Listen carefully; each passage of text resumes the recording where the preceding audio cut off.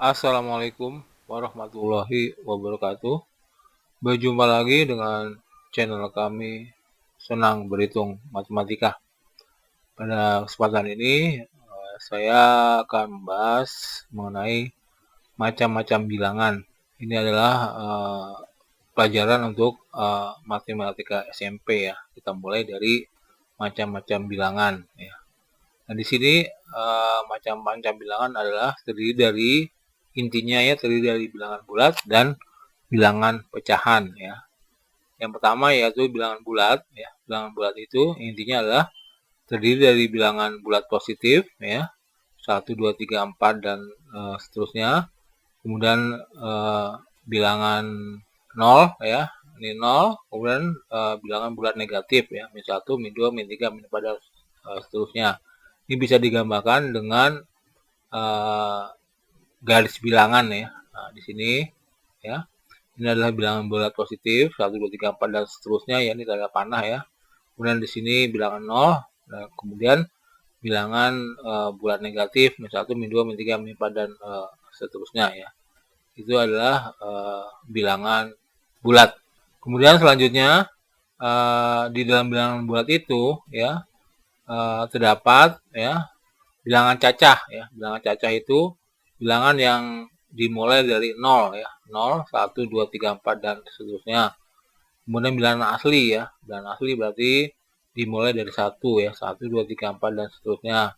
Kemudian ada bilangan genap ya. Genap itu yang habis dibagi dengan 2 ya. 2 bagi 2 habis, 4 bagi 2 habis ya. 2, 4, 6, 8 ya. Itu dinamakan bilangan genap.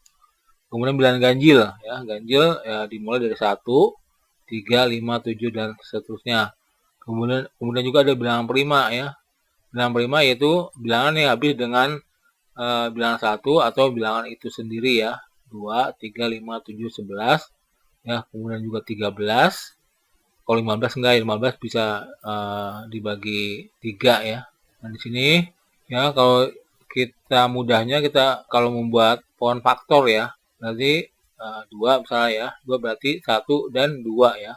Berarti 2-nya adalah bilangan prima karena dia hanya bisa dibagi dengan 1 dan bilangan itu sendiri. Demikian juga dengan misalkan 11 ya. Tidak ada angka-angka yang bisa dibagi ini kecuali dengan 1 dan 11 ya. 2 nggak bisa kan, 3 juga nggak bisa, berarti 11 ini adalah bilangan prima ya. Itu adalah mengenai bilangan prima ya ini ya. Kemudian berikutnya adalah bilangan pecahan ya. Bilangan pecahan itu terdiri dari ya, ini A per B ya, berarti A-nya adalah pembilang, B-nya adalah penyebut ya. Nah, macam-macam bilangan pecahan ya, pecahan biasa yaitu apabila A-nya ya, pembilang kurang dari B ya. Jadi pembilang, A-nya pembilang, B-nya penyebut. Dan pembilangnya kurang dari B. Contoh seperti ini ya. 3 ya, 3 kan kurang dari 5 ya. 7 kurang dari 8, 9 kurang dari 11. Maka itu disebut dengan pecahan biasa. Kemudian berikutnya adalah pecahan campuran. Pecahan campuran yaitu apabila pembilangnya itu lebih besar dari B ya. Lebih besar dari penyebutnya ya. Nah, seperti ini, 7 per 5 ya. 7 kan lebih besar daripada penyebutnya 5. Nah, ini bisa dibagi lagi ya. Ini bisa dapat 1 ya. Kemudian sisanya adalah 2 per 5.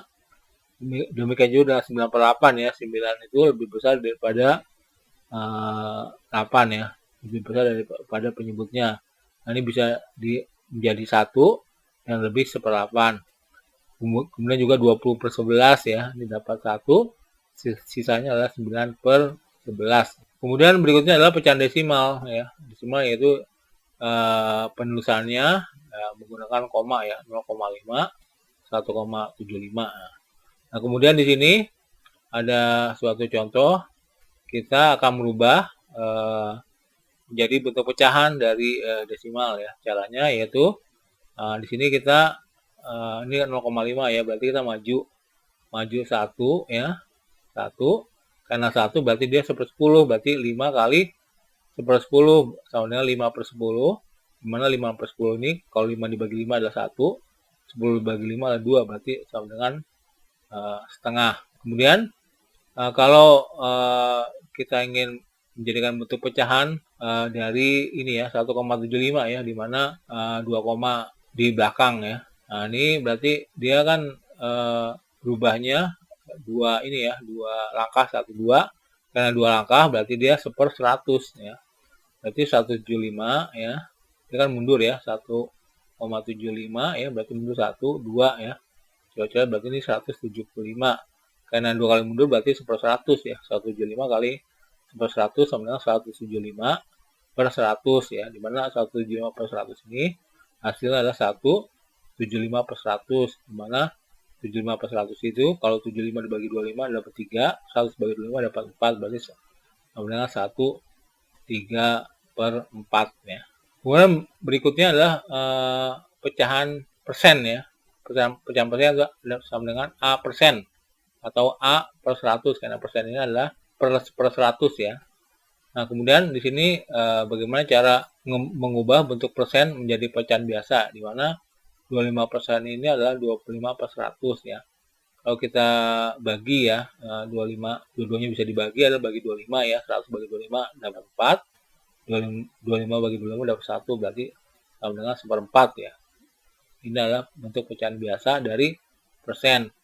Kemudian kalau mengubah bentuk persen menjadi pecahan desimal, berarti ini adalah 35% adalah 35/100, 35/100 berarti kalau kita bentuk desimal berarti ini ya 35 6/100 ya, mundur 2 ya, 1 2, ini berarti 0, berarti 0,35. Kemudian berikutnya mengubah bentuk pecahan menjadi bentuk persen, berarti sini silakan 3/4, berarti 3/4 kali 100% ya, kemudian 100-nya kali 3, 300 4, ini persen ya, karena 100% itu sama dengan 100/100. Nah ini berarti di sininya ya 100-nya dikalikan 3, 300 bagi 4, ini persennya tetap per 100, berarti dia sama dengan 300 bagi 4 adalah 75 ya, berarti hasilnya adalah 75%. Kemudian 10/25, berarti 25-nya ini jadikan 100, berarti dikali 4 ya, di bawah penyebutnya kali 4, berarti pembilangnya juga kali 4 ya, 10 kali 4 40, 25 kali 4 adalah 100, berarti hasilnya adalah 40/100 atau 40%. Kemudian ini juga ya 225 bagi 500.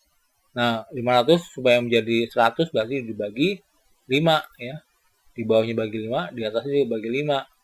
25 bagi 5 dapat 45, 500 bagi 5 dapat 100. Berarti ini 45/100 berarti 45%. Kemudian selain persen ya, ada juga pecahan per mil. Per mil itu berarti per 1000 ya, A per 1000. Nah, lambangnya adalah ini ya, 0/00. Kemudian contohnya kita persen menjadikan per mil, berarti ini kan 2%, 2% adalah 2/100 ya. Terus ini penyebutnya dikali, supaya dapat 1000 menjadi 1000 maka dikali 10 ya.